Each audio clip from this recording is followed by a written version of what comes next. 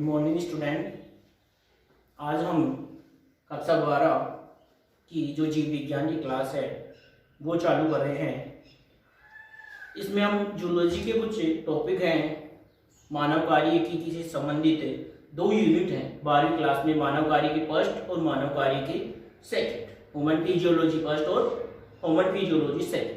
12वीं क्लास के लिए ये दोनों टॉपिक हैं वो 7-7 नंबर के हैं, 14 नंबर का मैटर है। तो हम इनको जो पढ़ेंगे उससे पहले मैं मेरे जो भी बड़े और छोटे भाई हैं जो अन्य तैयारी कर रहे हैं उनके लिए भी एक संदेश दे रहा हूँ कि ये जो टॉपिक मैं पढ़ा रहा हूँ वो रीट के लिए और रेलवे या अन्य जो भी आज के कंपटीशन एग्जाम हैं उनमें जनरल साइंस जो 33% के लगभग 30% आती है उन सब में ये टॉपिक है, इसलिए वो भी इसको देख सकते हैं। तो आज हम जो चालू करते हैं मानव फिजियोलॉजी में, वो सबसे महत्वपूर्ण टॉपिक है जो जनरल साइंस से संबंधित मुख्य है, उसको हम चालू करते हैं मानव रक्त परिसंचरण तंत्र।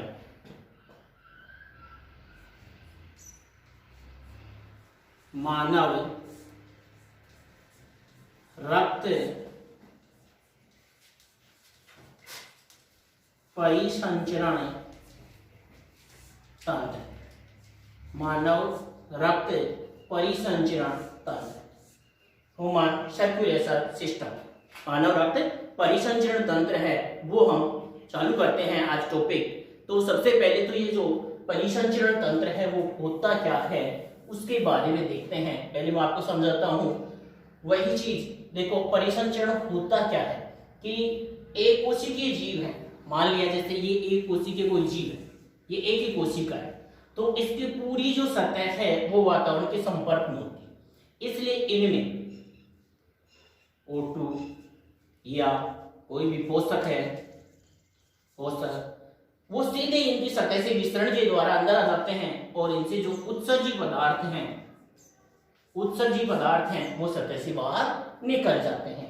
लेकिन जो बहुकोशिकीय प्राणी हैं, जो बहुकोशिकीय प्राणी हैं, उन प्राणियों में प्रत्येक कोशिका तक ऑक्सीजन पोषक सामान्य जो विसरण है उस क्रिया के द्वारा नहीं पहुंच सकते और नहीं उत्सर्जी पदार्थ है वो विसरण की क्रिया के द्वारा बाहर निकल सकते। इसलिए हम जो बहुकोशिकीय प्राणी हैं, जैसे मानव बहुकोशिकीय जटिल अंगतंत्र संरचना वाला प्राणी है, मानव की जो संरचना कैसी है, बहुकोशिकीय है और जटिल अंगतंत्र संरचना वाला प्राणी है मानव। तो इसमें प्रत्येक कोशिका तक क्या पोषक और ऑक्सीजन सामान्य इनको ले रहे हैं, इसके अलावा जैसे जल भी है, अन्य है, लेकिन हम यहाँ पर सामान्य पोषक और ऑक्सीजन इनको कहां पहुंचा रहे हैं, कोशिका, प्रत्येक कोशिका या उत्तक, प्रत्येक कोशिका या उत्तकों में पहुंचा रहा है।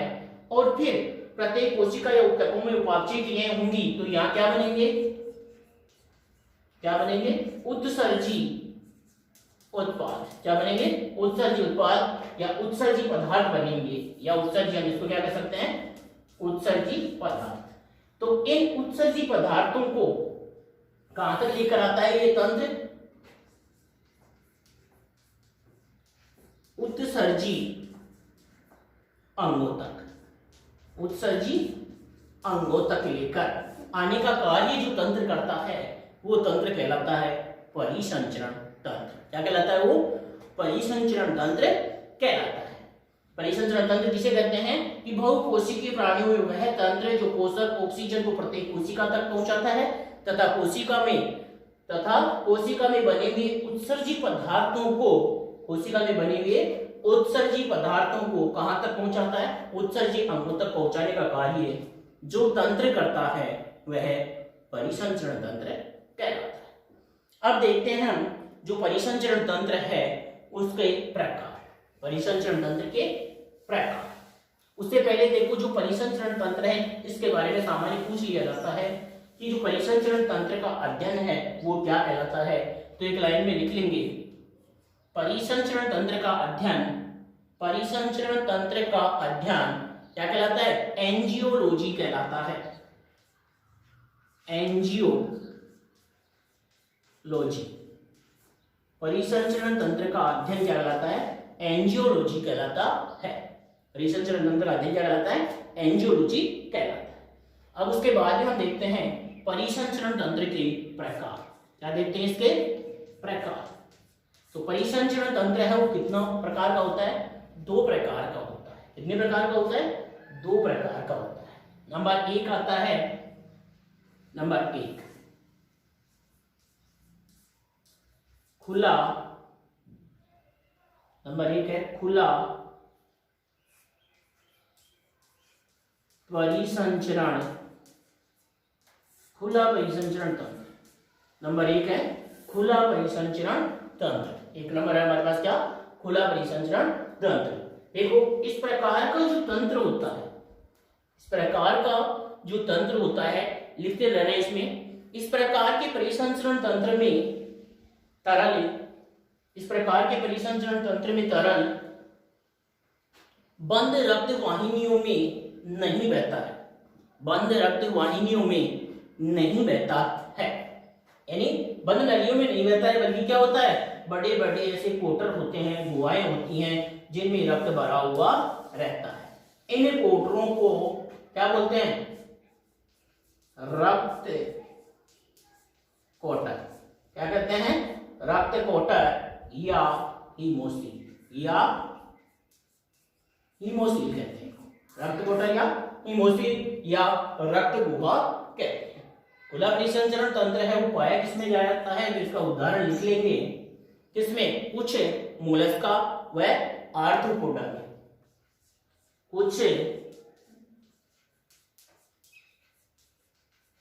मोलस्का व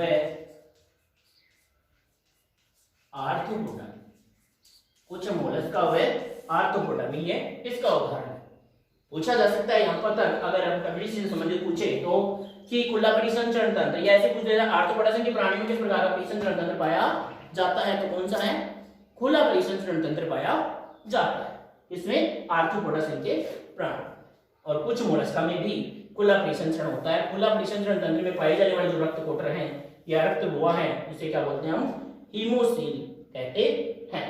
तो ये दोनों, ये लिख लेना, इसका उदाहरण भी लिख लो, और ये रक्त कोटर या गुहा है उसको हीमोसील कहते हैं, ये भी लिख लो। उसके बाद में हम चालू करते हैं अगला क्या? बंद परिसंचरण तंत्र। क्या चालू करते हैं? बंद परिसंचरण तंत्र। देखो बंद परिसंचरण तंत्र जो है हमारा, वो देखते हैं।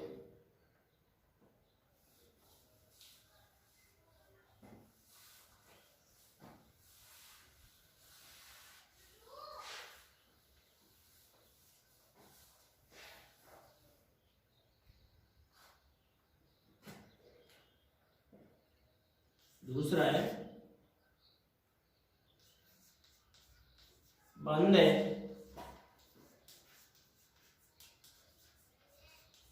परिसंचरण तंत्र। बंद परिसंचरण तंत्र दूसरा प्रकार का जो परिसंचरण तंत्र है कौन सा है? बंद परिसंचरण तंत्र। इसमें क्या लिखेंगे?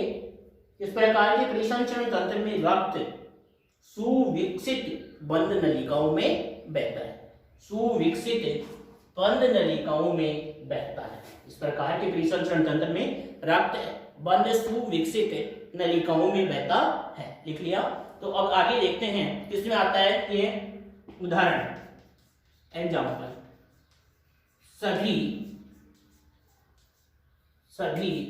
कॉर्डेटा, सभी कॉर्डेटा जिसमें हम स्तनी है, पक्षी है, सभी सर्प हैं। कॉर्डेटा में कौन कौन? स्तनी यानी स्तनधारी है, सरीसृप हैं, पक्षी हैं और उभयचर आदि आदि। ये लिख लेंगे। इसके उदाहरण क्या है? सभी कॉर्डेटा में है और इसके स्तनी है, सरीसृप है, पक्षी है, उभयचर है आदि में जो परिसंचरण तंत्र है वो किस प्रकार का होता है? बंद परिसंचरण तंत्र होता है। कौन सा परिसंचरण तंत्र होता है? बंद प्रकार का परिसंचरण तंत्र पाया जाता है। अब देखो हम देखते हैं कि जो मानव है, कौन सा मानव है, उसमें कौन सा परिसंचरण तंत्र है? तो आगे हम अलग लाइन में लिख सकते हैं क्या?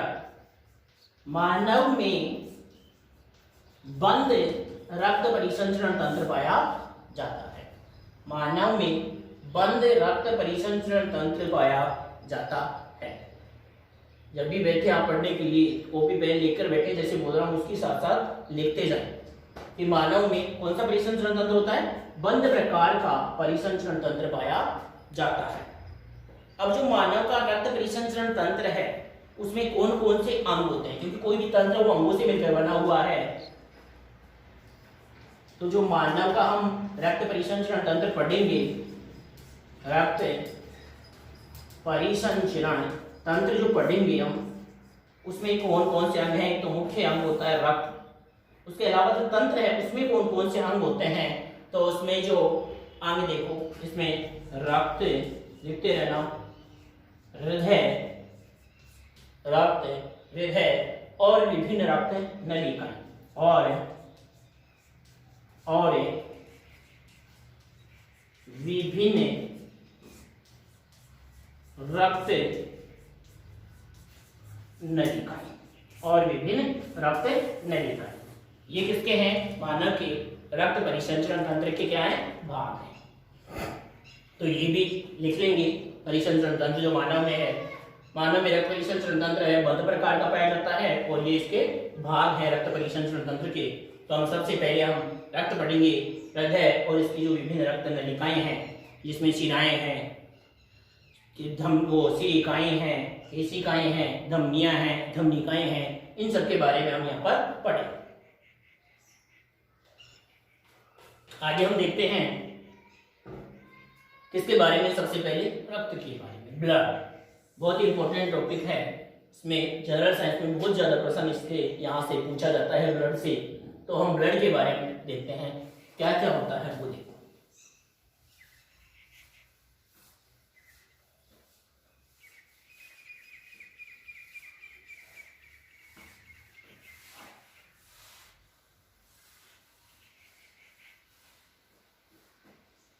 देखो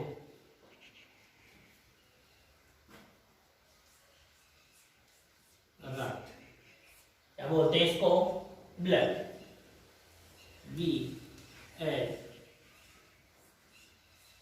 ब्लड। क्या देखते हैं हम, ब्लड के बारे में देखते हैं। तो रक्त है उसको क्या कहा गया है, देखो पहले जो इसके मुख्य है कि रक्त क्या है, एक तरल संयोजी, रक्त एक तरल संयोजी उत्तक है। रक्त एक तरल संयोजी उत्तक है। रक्त एक क्या है, तरल संयोजी उत्तक है। रक्त एक तरल संयोजी उत्तक है। क्योंकि तरल संयोजी उत्तक क्यों कहते हैं इसमें, क्योंकि इसकी आधात्री के रूप में प्लाज्मा होती है और इसमें रक्त कणिकाएं पाई जाती है। आधात्री के रूप में प्लाज्मा और इसमें क्या पाई जाती है, रक्त कणिकाएं, इसलिए इसको क्या नाम दिया गया है, तरल संयोजी उत्तक कहते हैं। फिर दूसरी लाइन में जो रक्त है हमारा, रक्त का अध्ययन जो है वो क्या कहलाता है, हीमेटोलॉजी। क्या कहलाता है, हीमेटोलॉजी।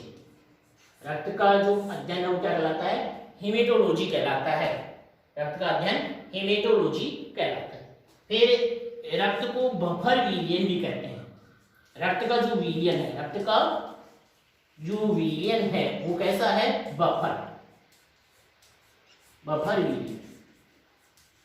देखो बफर विलियन किसे कहते हैं, कि वह विलियन, बफर विलियन किसे कहते हैं, केमिस्ट्री में इसकी डिटेल पढ़ते भी हम, कि जो बफर विलियन होता है वो क्या होता है कि इसमें क्या, कितना भी अम्ल या क्षार मिलाएं तो इसकी पीएच क्या होती है, अपरिवर्तित। अम्ल और क्षार मिलाने पर ये पीएच परिवर्तन का क्या करता है, विरोध करता है। वह विलियन जो पीएच परिवर्तन का विरोध करता है, क्या करता है, विरोध। पीएच परिवर्तन का क्या करता है, विरोध करता है, उसे क्या बोलते हैं हम, बफर विलियन कहते हैं। उसे क्या कहते हैं, उसे बफर विलियन कहते हैं। तो रक्त एक क्या है, बफर विलियन है। क्या रक्त बफर विलियन है। उसके बाद में हम देखते हैं उसके बाद में हम देखते हैं कि जो रक्त की मात्रा है, रक्त की मात्रा, रक्त की मात्रा मानव में 5 से 6 लीटर, कितनी होती है? 5 से 6 लीटर होती है। या क्या कह सकते हैं, जो शरीर का भार है उसका, व्यक्ति का जो, या शरीर के भार का 7 से 11% होती है, 11% होती है। पूछ लिया जाए कि मानव शरीर में रक्त की मात्रा होती है कि मानव शरीर में कुल रक्त कितना पाया जाता है, तो 5 से 6 लीटर। या अगर परसेंट में पूछ लिया जाए तो शरीर के कुल भार का कितना होता है? 7 से 11% तक होता है।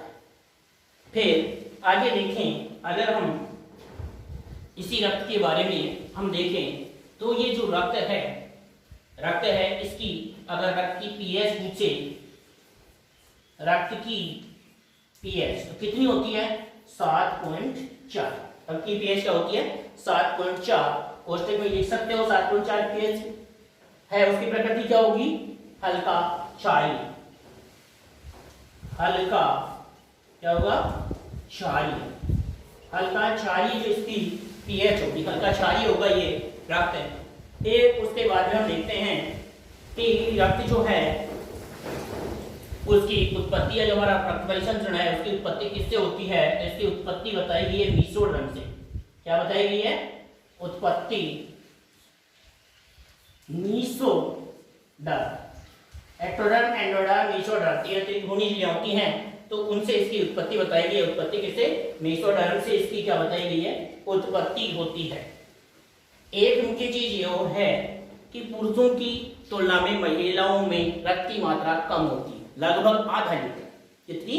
लगभग आधा लीटर जो रक्त है वो पुरुषों की तुलना में महिलाओं में क्या होता है? कम होता है। तो ये लाइन लिखेंगे कि पुरुषों की तुलना में या महिलाओं में रक्त की मात्रा पुरुषों की तुलना में आधा लीटर कम होती है। आधा लीटर कम होती है। आधा लीटर कम होती है। फिर इसके बाद में हम देखते हैं रक्त में और कुछ मुख्य बातें जो हैं, जैसे ब्लड बैंक होता है। एक क्या होता है? Blood bank. तो जो ब्लड बैंक है वो किसे कहते हैं? ब्लड बैंक किसे कहते हैं? देखना, ब्लड बैंक के बारे में देखा है। ब्लड बैंक किसे कहते हैं? तो जहां पर देखो ब्लड बैंक, छोटी सी मैं ब्लड बैंक के बारे में बता देता हूं। ब्लड बैंक, बैंक कहाँ होता है? जहां पर वही चीज संग्रहित की जाती है, जैसे पैसे संग्रहित किया जाता है, गोल्ड बैंक है जहाँ सोना संग्रहित किया जाता है। तो ब्लड बैंक क्या होता है? जहां पर किसको? ब्लड को, रक्त को संग्रहित किया जाता है। तो ब्लड बैंक किसे कहते हैं? जहां आपातकाल के लिए रक्त संग्रहित किया जाता है। जहां आपातकाल के लिए रक्त संग्रहित किया जाता है। किसके लिए? आपातकाल के लिए, आपातकाल के लिए रक्त संग्रहित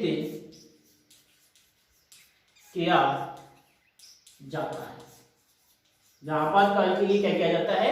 रक्त संग्रहित किया जाता है। जहां आपातकाल के लिए क्या किया जाता है? रक्त संग्रहित किया जाता है, उसे हम क्या कहते हैं? Blood bank.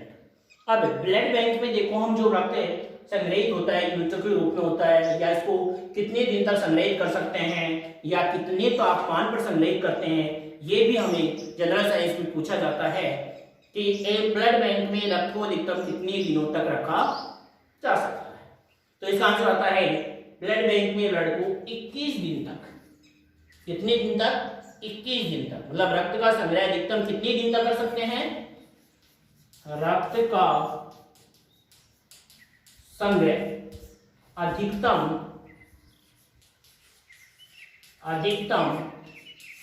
कितने? 21 दिन तक। 21 दिन तक कर सकते हैं, कर सकते हैं। कितने दिनों तक? 21 दिनों तक हम अधिकतम रक्त को रख सकते हैं। 21 दिन बाद में ब्लड बैंक क्या हो जाएगा, करा।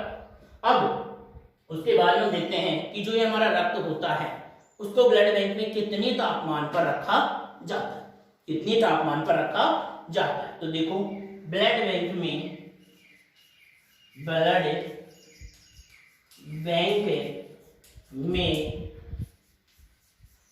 रक्त को देखो यहां देखना, एक के कन्फर्म 4.4 डिग्री ताप में 4 डिग्री दे रखा है, तो 4.4 डिग्री सेंटीग्रेड या 40 डिग्री फ़ारेनहाइट ताप पर, 40 डिग्री फ़ारेनहाइट ताप पर रखा जाता है, रखा जाता है। तो यहां पर हमने ब्लड बैंक होता क्या है कि जहां आपातकाल के लिए रक्त संग्रहित किया जाता है उसे ब्लड बैंक कहते हैं। दूसरी चीज है, यहां पर यह पूछा है कि ब्लड को अधिकतम कितने दिनों तक रख सकते हैं, तो ब्लड को अधिकतम 21 दिनों तक क्या किया जा सकता है, संग्रहित किया जा सकता है। फिर ब्लड बैंक का तापमान बताया, पूछा जा रहा है, तो ब्लड बैंक में हमें ब्लड को 4.4 डिग्री सेंटीग्रेड या 40 डिग्री फ़ारेनहाइट ताप पर क्या कर सकते हैं, हम ब्लड को रख सकते हैं। फिर इसके बाद में जो ये रक्त है उसके हम क्या देखते हैं, संगठन देखते हैं। इसका क्या देखते हैं, इसका संगठन देखते हैं। तो एक बार मैं दोबारा से आपको बता रहा हूँ, हमने पढ़ा परिसंचरण तंत्र। परिसंचरण तंत्र में हमने खुला और बंद परिसंचरण पढ़ा, उसमें कोई इंपॉर्टेंट ज्यादा नहीं है। उसके उदाहरण है कि खुला परिसंचरण किसमें होता है, बंद किसमें होता है। उसके बाद में हमने देखा रक्त, क्या देखा, रक्त। तो रक्त के बारे में देखा कि रक्त एक तरह से युजतक है, इसमें आधार के रूप में प्लाज्मा और रक्त कणिकाएं पाई जाती हैं। फिर उसके बाद में हमने देखा कि जो रक्त है हमारा वो कितना पाया जाता है, तो 5 से 6 लीटर होता है और या 7 से 11% होता है। फिर ब्लड बैंक के बारे में देखा। तो अब हम रक्त संगठन देखते हैं। क्या देखते हैं, रक्त संगठन। रक्त संगठन से पहले रुक जाओ एक बार, इसमें ये और लिख लो कि एक यूनिट जो रक्त होता है उसका मान कितना होता है। एक यूनिट जो रक्त होता है उसका मान कितना होता है।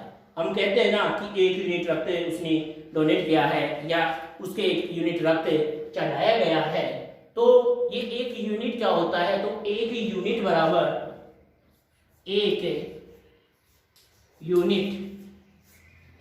यूनिट बराबर होता है 350 ml, यानी 1 यूनिट बराबर 350 मिलीलीटर होता है।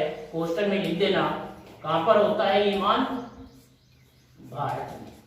अगर यही मान हो अमेरिका में पूछा जाए तो 420 से 450 तक लगभग होता है। 1 यूनिट का मान जो है अमेरिका में वो लिखना 420 ml और कोष्टक में लिख देना क्या, अमेरिका। कहां पर, अमेरिका। अमेरिका में 1 यूनिट जो रक्त है उसका मान होता है कितना, 420 ml और हमारे भारत में 1 यूनिट का मान होता है कितना, 350 ml। तो देश का नाम दिया हो तो अलग हो सकता है, वरना सामान्य देश का नाम नहीं दिया गया है। तो यहाँ पर पूछेगा तो हमारे बारे में पूछेगा तो आपको क्या करना है, 350 ml। और अगर देश का नाम दे दिया अमेरिका तो हमें करना है 420 ml, वरना सामान्य में रखना है याद 350 ml, क्योंकि जहां हम रह रहे हैं उसी के बारे में संबंधित प्रश्न होते हैं। तो अब हम देखते हैं रक्त का क्या संगठन। ये लिख लिया सबने, लिख लिया ना।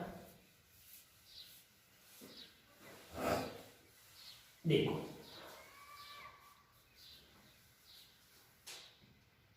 अब हम देख रहे हैं क्या, रक्त संगठन। पॉइंट है हमारा क्या, रक्त का संगठन।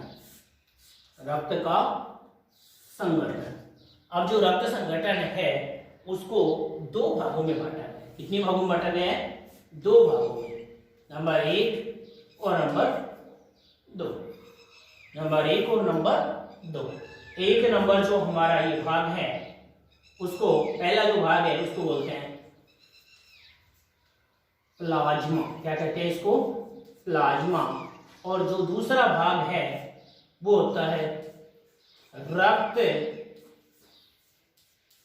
कणिका, रक्त कणिका या रक्त कणिकाएं, रक्त कणिका। हमारा जो रक्त संगठन है उसमें दो भाग है, एक है प्लाज्मा और एक है रक्त कणिका।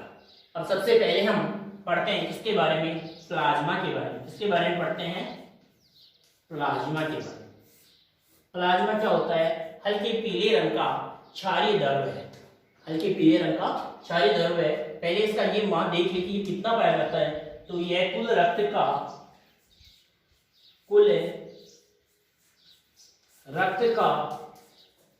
55% भाग, लगभग कितना 55% भाग होता है, कुल रक्त का 55% भाग होता है कौन, प्लाज्मा। प्लाज्मा कुल रक्त का कितना भाग होता है, 55% भाग होता है। फिर इसके बाद में देखें तो ये क्या होता है, इसका रंग देखें तो ये हल्के पीले रंग का होता है, हल्के पीले रंग का क्षारीय तरल, ये हल्के पीले रंग का क्षारीय तरल ऐसा है प्लाज्मा, हल्के पीले रंग का क्षारीय तरल होता है, यह है हल्के पीले रंग का क्षारीय तरल होता है। अब इसका हल्का जो पीला रंग है वो किसके कारण होता है, बिलिरुबिन और बिलिवर्डिन, बिलिरुबिन व बिलिवर्डिन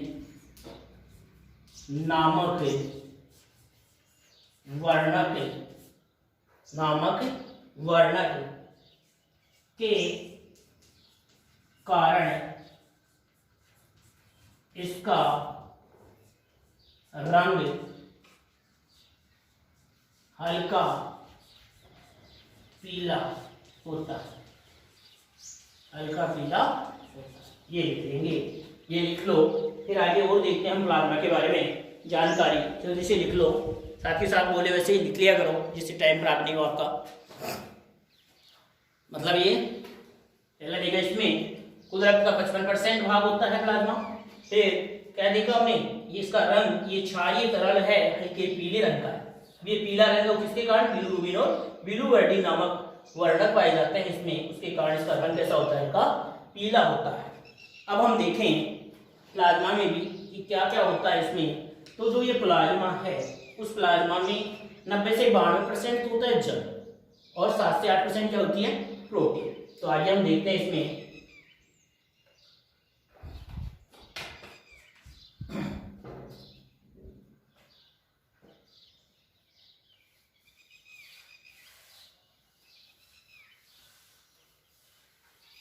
ऐसे अलग अलग लाइनों में लिखते रहना नोट्सों को अच्छी तरह से, जिसको आगे कभी भी पढ़ें तो आपको अच्छे लगे और अच्छी तरह से पढ़ सके, दूसरा जिसको पढ़े तो आपके उसके समझ में आए। अब हम देखते हैं अगली लाइन में क्या, कि प्लाज्मा में जल कितना होता है, लिख लेंगे। प्लाज्मा में जल 90 से 92% होता है। प्लाज्मा में जल, इसका मान जल, प्लाज्मा में जल का मान बताया गया कितना, 90 से 92%। और उसके बाद में प्लाज्मा में प्रोटीन, प्लाज्मा में प्रोटीन जो होती है वो होती है कितनी, 7 से 8%, 7 से 8% होती है प्लाज्मा में पाई जाने वाली प्रोटीन।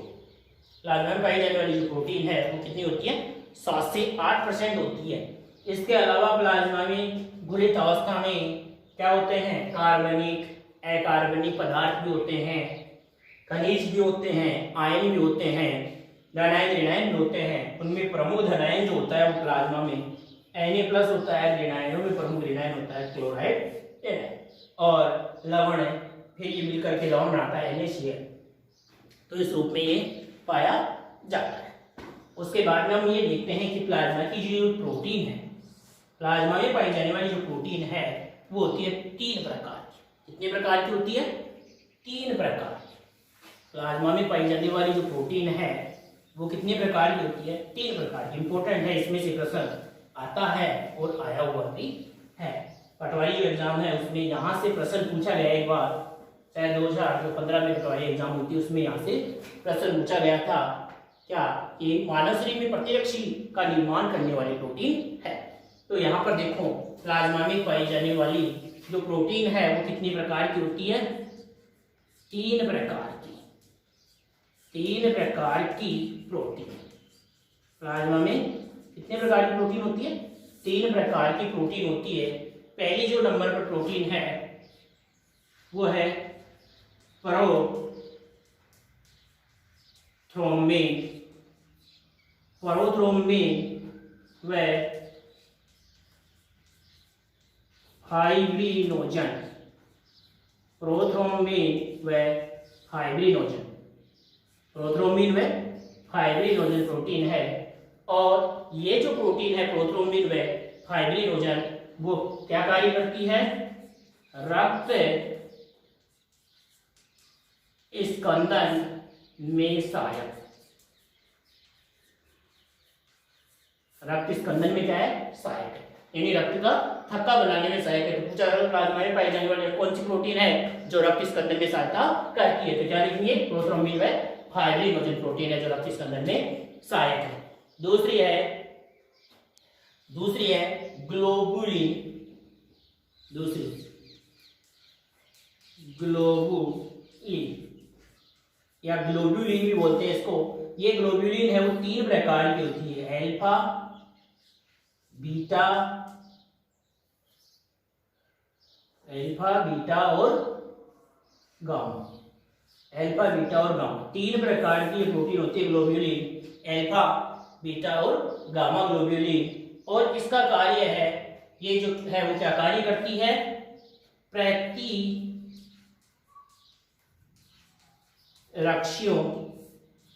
का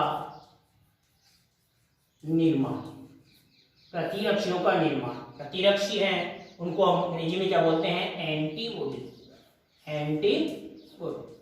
एंटीबॉडी शब्द भी आ सकता है कि एंटीबॉडी के निर्माण करने वाली प्रोटीन का नाम है तो ग्लोबुलिन प्रोटीन। और वैसे इनमें भी अल्फा, बीटा, गामा पूछे तो अल्फा ग्लोबुलिन कौन सी होती है, अल्फा ग्लोबुलिन है वो प्रतिरक्षियों के निर्माण में सहायक है। वैसे सभी ये प्रतिरक्षी बनाती हैं, तो प्रतिरक्षियों के निर्माण में हमारे ये प्रोटीन सहायक है। ये कौन सी प्रोटीन हो गई, इसकी दूसरी प्रोटीन।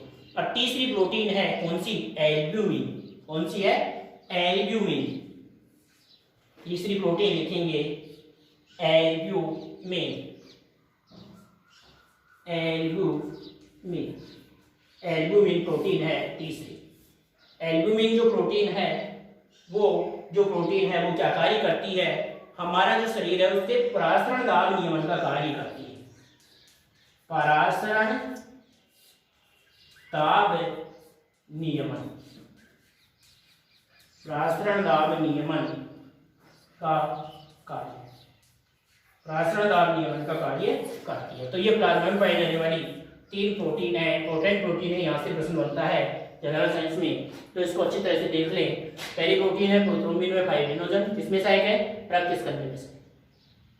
नाम दे दें और कार्य भी पूछ सकता है, या कार्य दे दें नाम पूछ सकता है। जैसे ये पूछ ले कि रक्त स्कंदन में सहायक प्रोटीन है तो प्रोथ्रोम्बिन व फाइब्रिनोजन, या ये पूछ ले प्रोथ्रोम्बिन व फाइब्रिनोजन किस कार्य में सहायक है। ऑप्शन में हो क्या, रक्त स्कंदन में सहायक है, प्रतिरक्षियों के निर्माण में सहायक है, परासरण दाब नियमन में सहायक है, उपरोक्त क्या होगा, रक्त स्कंदन में सहायक। दूसरी प्रोटीन है हमारी ग्लोबुलिन, अल्फा, बीटा और गामा ग्लोबुलिन, ये प्रतिरक्षी या एंटीबॉडी के निर्माण में सहायक होती है। और जो तीसरी प्रोटीन है हमारी वो प्रोटीन है कौन सी, एल्ब्यूमिन। कौन सी प्रोटीन है, एल्ब्यूमिन प्रोटीन है। और ये एल्ब्यूमिन प्रोटीन है वो क्या कार्य करती है, परासरण दाब नियमन का कार्य करती है। इसके बाद में नीचे जो ये रक्त है हमारा उसके बारे में, इसी के बारे में आगे वो देखो प्लाज्मा में 1-2 लाइन और लिख लो आप कि इसमें इसके अतिरिक्त और क्या क्या पाया जाता है। देखो इसके अतिरिक्त लिख लो, इसके अतिरिक्त कुछ मात्रा में पोषक, इसके अतिरिक्त कुछ मात्रा में पोषक, इसके अतिरिक्त कुछ मात्रा में पोषक, उत्सर्जी पदार्थ, कुछ मात्रा में पोषक, उत्सर्जी पदार्थ, एंजाइम व लवण पाए जाते हैं तथा घुलित अवस्था में गैसें भी पाई जाती है, तथा खुली अवस्था में गैसें भी पाई जाती हैं। कौन कौन सी? O2, CO2, N2। खुली अवस्था में गैसें पाई जाती है, लिख सकते हो O2, CO2, N2 आदि। ये गैसें भी इसमें खुली अवस्था में पाई जाती हैं प्लाज्मा में। तो ये हमारा भाग हो गया कौन सा? प्लाज्मा। प्लाज्मा में कुल रक्त का कितना भाग है? 55% भाग है। प्लाज्मा के बारे में देखना, कुल रक्त का कितना भाग बताया गया है? 55% भाग। कुल रक्त का क्या है? 55% भाग होता है प्लाज्मा। फिर प्लाज्मा में क्या क्या बताया गया है? हल्के पीले रंग का क्षारीय द्रव है, पीला रंग जिसके कारण है बिलिरुबिन और बिलिवर्डिन वर्णकों के कारण है। फिर बताया ये जो प्लाज्मा है उसमें जल की मात्रा कितनी? 90 से 92% इसमें जल होता है, 7 से 8% इसमें प्रोटीन होती है। और ये जो प्रोटीन है वो कितने प्रकार की होती है? 3 प्रकार की। पहली प्रोटीन है प्रोथ्रोम्बिन हाइड्रोजन, बाकी इसका में सहायक है। दूसरी प्रोटीन जो है वो है ग्लोब्यूलिन। ग्लोब्यूलिन 3 प्रकार के अल्फा बीटा और गामा। ये प्रतिरक्षी एंटीबॉडी के निर्माण में सहायक है। और तीसरी जो एल्ब्यूमिन थी वो परासरण दाब नियमन का कार्य करती है। जो द्रव है, रक्त है, उसको द्रव स्थितिक जो दाब है उसका वो सही बनाए रखने का कार्य करती है। अब हम देखते हैं इसके बारे में, रक्त कणिकाओं के बारे में। इसके बारे में देखते हैं रक्त कणिकाओं के बारे में कि जो रक्त कणिकाएं हैं वो कौन कौन सी हैं और किस प्रकार से ये कार्य करती हैं, उनके बारे में हम पढ़ते हैं।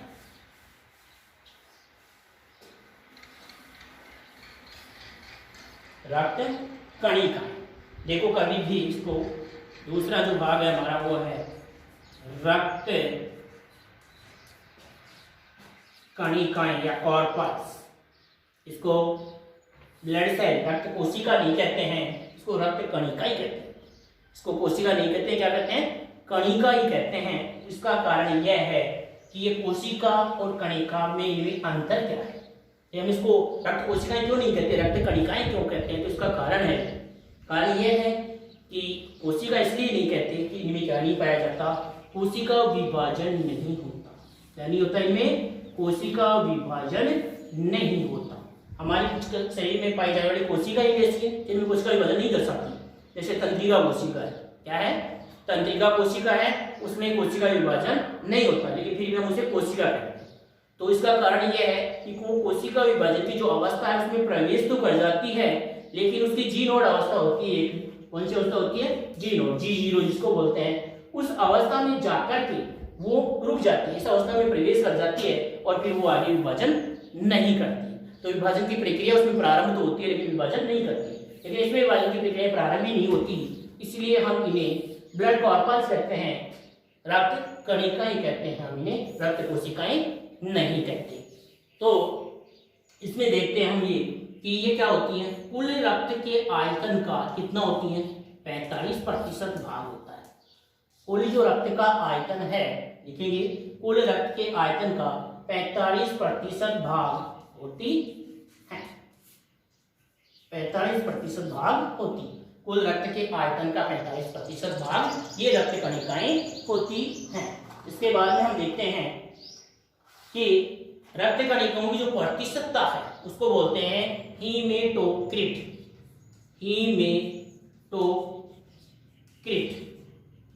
हीमेटोक्रिट किसको बोलते हैं? रक्त कणिकाओं की प्रतिशतता को हीमेटोक्रिट किसे कहते हैं? रक्त कणिकाओं की प्रतिशतता, रक्त कणिकाओं की प्रतिशतता को क्या बोलते हैं? हम हीमेटोक्रिट कहते हैं। क्या कहते हैं? हीमेटोक्रिट कहते हैं। ये लिखेंगे हम आगे अगली लाइन में। ये जो रक्त कणिकाएं हैं, रक्त कणिकाएं हैं वो होती हैं 3 प्रकार की। कितने प्रकार की होती हैं रक्त कणिकाएं? 3 प्रकार की होती हैं। नंबर 1 RBC, नंबर 2 WBC और नंबर 3 प्लेटलेट्स।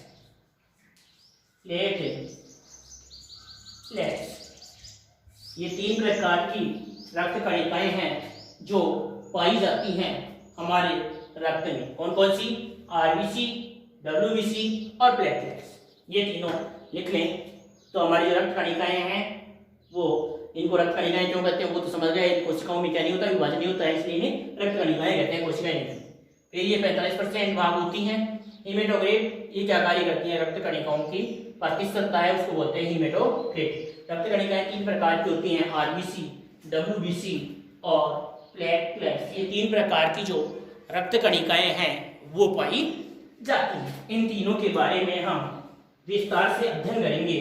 अगली जो हमारी क्लास होगी, जो पार्ट 2 हम अगली क्लास का लेकर आएंगे, उसमें हम सबसे पहले पढ़ेंगे आरबीसी, लाल रुधिर कणिकाएं, डब्ल्यूबीसी को बोलते हैं श्वेत रुधिर कणिकाएं, और प्लेटलेट्स हैं उसको हम बिंबाणु, पट्टिकाणु, ट्रोम्बोसाइट्स, ये सब हम इनको नाम देते हैं। तो हम आरबीसी के बारे में जो विस्तृत अध्ययन है वो कल की क्लास में करेंगे। तो यहाँ पर मैं ये कहना चाह रहा हूँ कि आप कमेंट्स में बताएं कि आपको कैसा समझ में आ रहा है या नहीं आ रहा है, और हमारे जो चैनल है उसको ज़्यादा से ज़्यादा सब्सक्राइब करें, जिसके कारण आपको बढ़िया से बढ़िया क्लास लाइव दी जाए और लंबे समय की क्लास दी जाए। अभी ये लंबे समय की क्लास इसीलिए नहीं दी जा रही है कि ज़्यादा लंबे समय की जो क्लास है उसको अपलोड करने में ज़्यादा समय लगता है और सही तरह से अपलोड नहीं हो पाती है, इसलिए कम समय की क्लास बनाई जा रही है। अगर आप हमारा सहयोग करेंगे तो हम आपको लाइव क्लासें दिखाएंगे, और लाइव क्लास आपके जो हमारे सब्सक्राइब बढ़ते ही लाइव क्लास चालू हो जाएगी फिक्स टाइम पर, तो आप उसमें ज़्यादा से ज़्यादा और तुरंत ही आप अपने सवाल पूछ सकते हैं कि क्या कहाँ पर कैसे समझ में नहीं आया। तो थैंक्स है स्टूडेंट्स, जय हिंद, जय भारत।